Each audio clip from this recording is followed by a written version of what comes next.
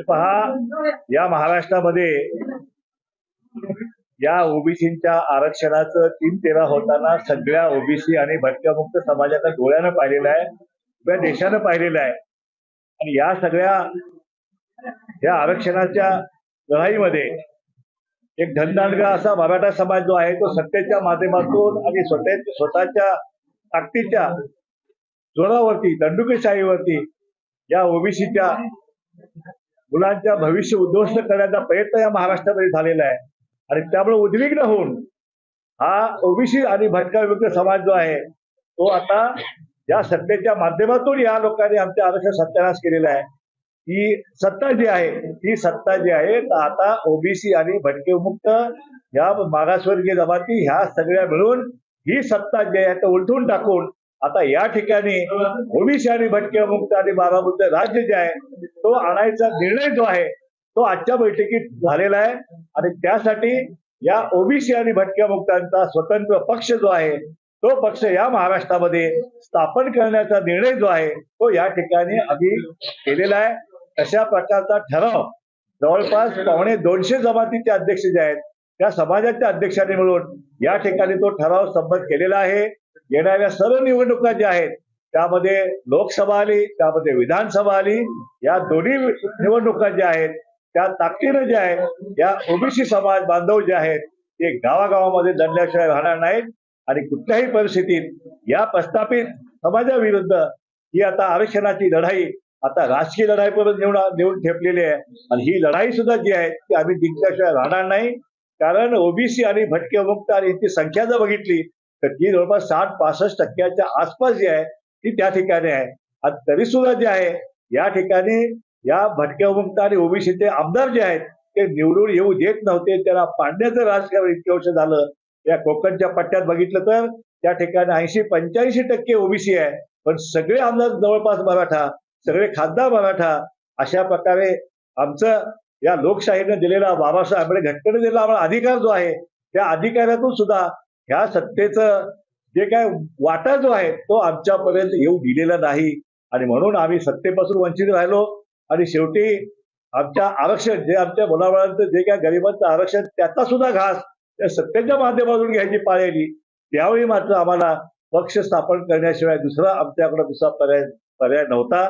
म्हणून आज रोजी आम्ही सगळ्यांनी मिळून या ठिकाणी ओबीसीचा पक्ष जो आहे तो पक्ष आम्ही स्थापन करण्याची निर्णय केलेला आहे.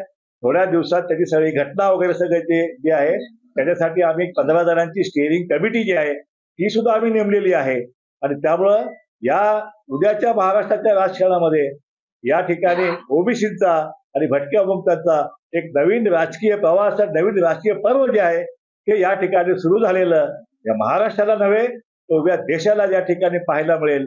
कारण ही लढाई जी आहे ही लढाई लढायची आमची खरंच इच्छा नव्हती, पण 75 वर्षामध्ये आमच्या वाट्याला जे आलं ते पाहून या ठिकाणी कुणीही जे आहे कुणीही या उद्विग्न अवस्थेमध्ये जाऊन या प्रस्थापितांच्या विरुद्ध आता ही राजकीय लढाई जी आहे ते रणशिंग आम्ही आज फुंकलेलं आहे. आम्हाला कल्पना आहे की आमच्याकडे साधनं नाही आहेत, आमच्याकडे पैसा नाही आहे, पण आमच्याकडे लोकशक्ती आहे, आमच्याकडे मतांची आमची शक्ती आहे, ती वोट बँकची आमच्याकडे आहे. या मराठा वोट बँकेवरती जे काही राजकारण झालं गेलं आतापर्यंत त्या मराठा वोट बँकेसाठी आमच्या आरक्षणाचा घास घेईपर्यंत या ठिकाणी षडयंत्र रचण्यात आलं. आणि त्यामुळं आता आमचा पक्ष जो आहे तो 60% मतदानाची वोट बँक असलेला पक्ष आहे. त्यामुळे आमच्या पक्षापुढं आता इतर कुठल्याही पक्षाचा किती वर्ष जुना पक्ष असेल त्याचा निभाव लागेल अशी सुतराम शक्यता नाही. आमच्यासोबत आम्ही आमच्या ठरावामध्ये म्हटलेलं आहे की आमच्यासोबत ज्या दलित संघ म्हणजे जे आरक्षणवादी आहेत ज्या संघटना आहेत, उदाहरणार्थ प्रकाश आंबेडकरांचा पक्ष आहे, त्यालाही आम्ही आव्हान यापूर्वी केलेलं आहे, आजही आम्ही आव्हान करतोय की या सत्तेच्या संपादनाच्या लढाईमध्ये या सगळ्या दलित बांधवांनी या सगळ्या ओबीसी आणि भटक्यामुक्तांच्या सोबत आपण या ठिकाणी येऊन लढावं. आणि या सत्तेमध्ये जे आहे त्यामध्ये आपला सुद्धा वाटा जो आहे तो वाटा त्या प्रमाणात जिसकी संख्या भारी उसकी उतनी भागीदारी या पद्धतीनं या होणाऱ्या सत्तेचं जे आहे ते वाटप आम्ही केल्याशिवाय राहणार नाही. आणि म्हणून माझी विनंती आहे ज्या काही प्रमुख संघटना असतील काही सेकंड कॅटेगरीचे दलित बांधवाचे हे असतील, काही संघटना असतील, त्यांना मी आवाहन करतो की आपणही आता या राज्याला बाहेर काढूया. अशा प्रकारचं आव्हान जे आहे ते आव्हान मी सगळ्या दलित बांधवांना करत आहे. ओबीसी बांधव आणि यांना सांगत आहे की गेले 2 महिन्यापासून भयंकर प्रेशर होतं की आता कुठल्याही ओबीसीचा पक्ष काढणं आवश्यक आहे, पक्ष काढणं आवश्यक आहे. परंतु गेल्या 2 महिन्यापासून आम्हाला ते शक्य होत नव्हतं. एकीकडे भुजबळ साहेबांचा आम्ही त्रास पाहत होतो आणि दुसरीकडे वेळ निघून चालली होती.